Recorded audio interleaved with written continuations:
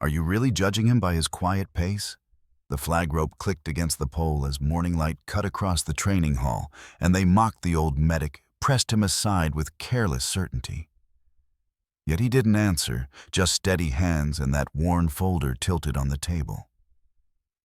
Then the faint imprint beneath its cover SL caught the silence like a heartbeat, a soft golden shift that made the whole room pause.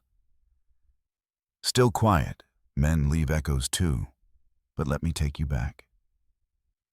The training hall carried that early morning stillness, the kind that settled in wide wooden rooms before the day decided what it wanted to be. Light from the high windows slanted down in long, warm strips, brushing over the scuffed floor and catching the dull shine of boots moving in practice lines. SEAL trainees murmured among themselves as they adjusted straps, checked gear, and waited for the internal assessment to start. He stepped in quietly, almost folding into the room rather than entering it. His pace was steady, unhurried, the kind of movement that suggested he'd learned long ago not to rush anything that mattered. He carried a small, worn notebook in one hand, its edges softened by years of use. When he set it down on the side table, it tilted slightly, revealing the faint circular imprint beneath the cover. "Who's the old medic guy?" one trainee whispered. "The old man in the corner," another replied, barely glancing up. "No way he's part of this rotation." They spoke softly, but not softly enough. He heard them. He always heard more than people assumed. Still, he kept his gaze low, smoothing the folded papers he needed to sort for the morning. There was nothing hurried or defensive about the way he moved. He simply aligned each page, squared it with the next, and breathed once, slow and even. "Just a medic, right?" a third trainee said, as he strapped a vest across his chest. "Hope he stays out of the way." The words floated in the sunlight, unkind, in that careless, youthful manner. They weren't spoken with hatred, only with the certainty of people who thought they knew everything there was to know. He didn't look up. He didn't need to. He'd long since learned that you can't teach perspective to someone who hasn't been humbled yet. He shifted the notebook slightly, and the faint coin imprint beneath caught the light again. A soft curve pressed into the worn cardboard cover, half hidden, half declared, like something waiting for its moment. One of the trainees squinted at it, but didn't ask. Curiosity didn't come easily to young men who believed they already understood the world.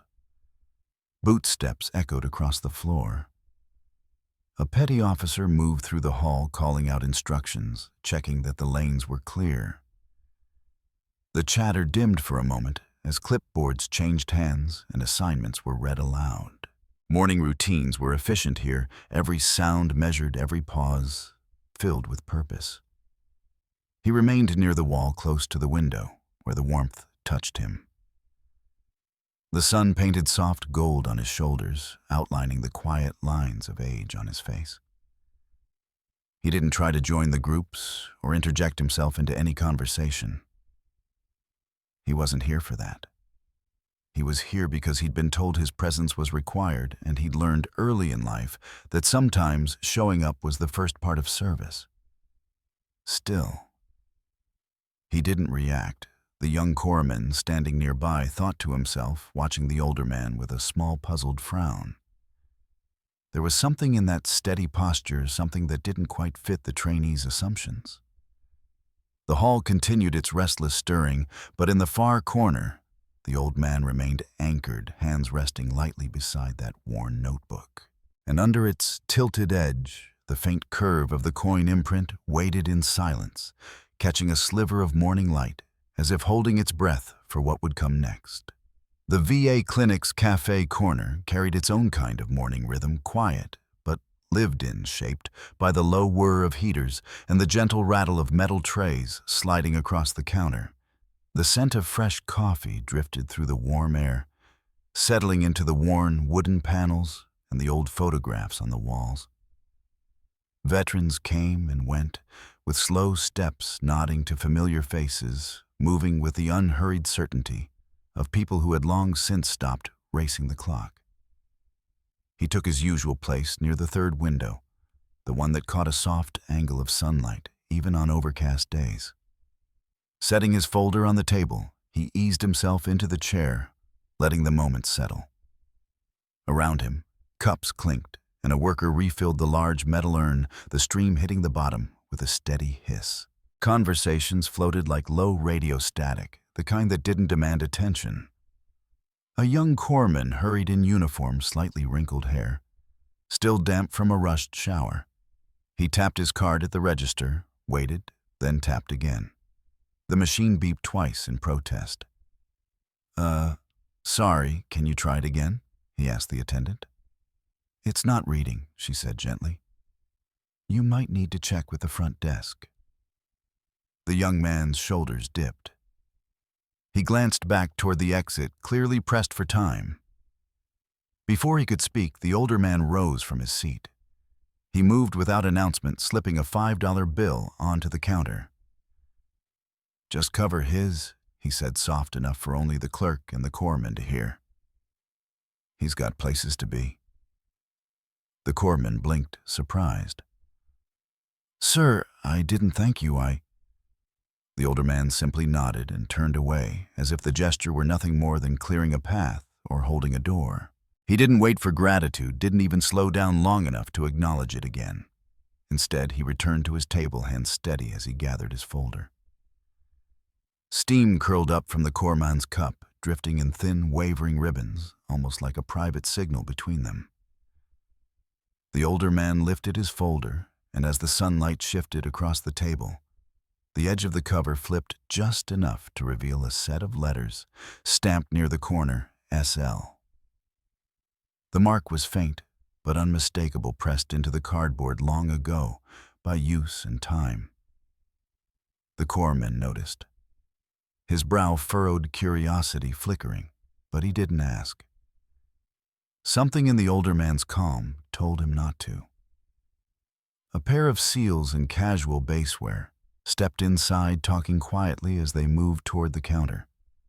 One glanced over, recognizing the older man from earlier that morning.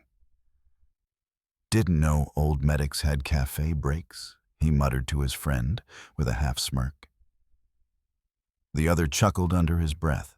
"Guess it's cardio for him. All that walking from the corner table." The words weren't sharp, but they carried that same careless certainty as before youth, assuming it knows the limits of age.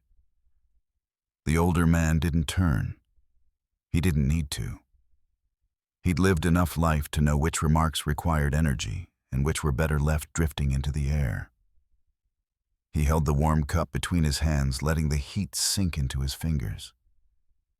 Then, he looked out the window, watching a red leaf loosen from the high branch outside and tumble slowly to the ground. The world beyond the glass moved with a quiet patience, and for a brief moment, it felt like the day paused with him waiting for whatever would come next. The base hallway always felt colder than the rest of the building, lit by long ceiling panels that cast a sharp white clarity across every surface. Conversations carried in short waves, bouncing off the walls and disappearing around corners. A radio somewhere down the corridor murmured updates in a flat monotone, its static trailing like a faint afterthought. He walked with unhurried steps, the same steady rhythm he carried everywhere, holding his folder under his arm as he moved toward the briefing wing. The corridor was busier at this hour. Trainees crossing back and forth, officers checking schedules, the low thrum of anticipation before a long day. A pair of younger SEALs slowed as he approached. One glanced at the other, before speaking, not bothering to lower his voice. "Sir, should he even be here?" The second shrugged, eyes flicking over the older man without interest. "He's listed as support. Old medic, that's all." The words weren't meant to wound, but they pressed in anyway, quiet, dismissive, certain. The older man paused just enough to shift his weight, then resumed walking. His expression didn't change. He'd heard variations of that tone before, many years and bases ago. He reached the alcove near the operations room just as a clipboard exchange went wrong. A trainee brushed past too quickly, bumping his elbow in the rush. The folder slipped from his grasp, hit the tile floor with a muted slap, and skidded open just an inch. The corner lifted, revealing the same faint stamp as before, SL. The SEAL who had brushed him stopped bent down and picked up the folder. He handed it back without meeting the man's eyes, gaze already shifting to someone calling his name farther down the corridor. "Sorry," he said, though. The apology landed somewhere between obligation and distraction. The older man accepted the folder with a nod, closing the cover gently with one hand. He didn't check to see if the contents were disturbed. Instead, he stepped aside to let the flow of traffic move past him. His shadow stretched under the harsh ceiling lights, and for a moment, the bright line from the fixture cut his silhouette cleanly in half. One part dim, one part illuminated, as though the hallway itself didn't quite know what to make of him. He stood still, breathing evenly, listening to the echo of hurried boots and clipped commands. Still, he waited. That was what he was good at. Waiting. Holding steady in the spaces most people rushed through. Allowing the noise to rise and fall without letting it catch on him. He adjusted the folder beneath his arm and took a step toward the operations door. Then a voice from inside called out assignments, and the rhythm of the room shifted, fast-charged, expectant. Something in the tone cut sharply through the hallway's usual drone, enough to make a few heads turn. He felt it too, that subtle change, the way attention gathered suddenly in a place it hadn't been a moment earlier. The officers inside paused. The trainees outside paused. Even the background radio seemed to hold its breath. Then the room realized someone wasn't who they thought. The training hall felt different the moment he stepped inside again, quieter, tighter, as if the whole space had drawn in a breath and was deciding whether to release it. The overhead fans turned lazily, their blades cutting the air with a slow, deliberate rhythm that seemed too soft for a room usually full of motion. Sunlight filtered through the high windows in thin, pale stripes, catching dust motes that drifted like suspended thoughts. Trainees clustered near the center, murmuring over assignments and equipment. The older man stood near the edge of the room, folder in hand, the light brushing along the ridges of the worn cardboard. He waited calm and still until the far door opened, with a quiet mechanical click. The Admiral entered. Boots stopped. Conversation snapped shut. A wave of posture straightened across the hall's shoulders, lifting hands settling at sides. One SEAL leaned toward another, whispering tightly. Why is the Admiral looking at the old man, medic?" No one answered. The Admiral's gaze tracked across the room, steady and measuring, until it found the older man near the wall. The air seemed to draw taut, every breath suddenly governed by unspoken rules. Protocol slammed the air tight like every breath had rules. The Admiral stepped forward, his presence cutting through the silence like a slow, undeniable command. He came to a stop several paces from the older man, squared his shoulders, and let the hall absorb the weight of what was about to be said. Shadow-led. The words carried across the room in a low, resonant tone, steady as an anchor dropping through water. A few trainees exchanged startled glances. Others simply stared at the older man, as though trying to reconcile what they saw with what they thought they knew. Then the Admiral's voice rose full and formal, the cadence of ceremony woven straight into it. "Shadow Lead report." The entire hall froze. Even the fans seemed to hesitate in their slow rotation, and the light over the clipboard flickered just enough to make the moment feel suspended in amber. The older man didn't rush. He lifted his chin slightly, a gesture so small, yet filled with decades of habit duty, answering duty. When he stepped forward, the movement carried a quiet authority, like someone walking back into a room he'd once been responsible for. The Admiral continued, his tone shifting to something more reflective, each word shaped with deliberate care. When systems failed, he held the line, he said. Precision, not fire. Discipline, not noise. The trainees listened, their earlier assumptions falling away, like dust shaken off old fabric. They stood witness to something deeper than age or job titles, something earned in places they hadn't walked yet. A staff officer approached with a clipboard, placing a service coin upon it. The insignia gleamed under the overhead lights. A symbol once carried into briefings where titles mattered less than steadiness, less than the quiet confidence required to guide others through uncertain ground. Light found the coin and lingered there, tracing its edges in a small band of gold. The older man looked at it only for a moment, the reflection catching his eyes like an echo from a long-closed chapter. Then, everything shifted. A murmur passed among the trainees, soft and awed as recognition settled in.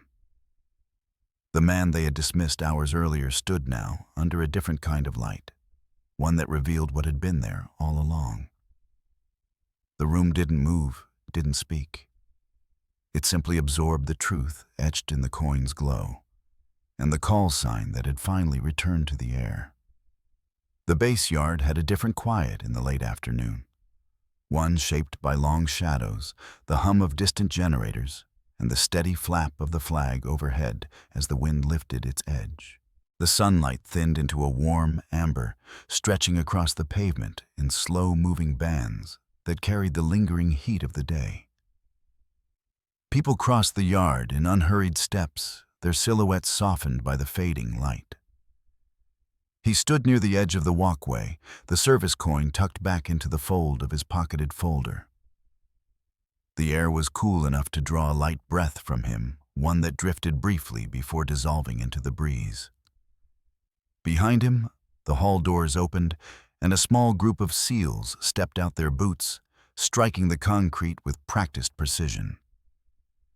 The SEAL leader broke away from the group after only a few strides. His posture was straight, more deliberate than it had been that morning, and he held something cupped between his hands. As he approached the others, slowed, forming a loose, respectful distance.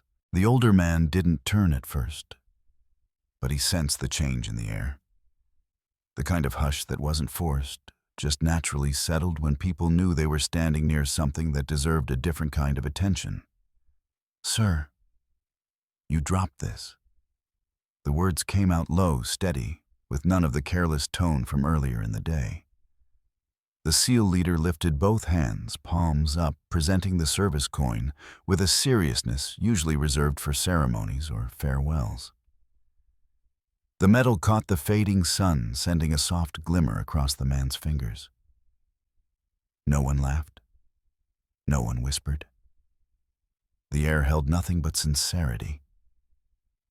The older man looked at the coin, then at the young officer's face, at the earnestness there, the quiet recognition that hadn't existed before.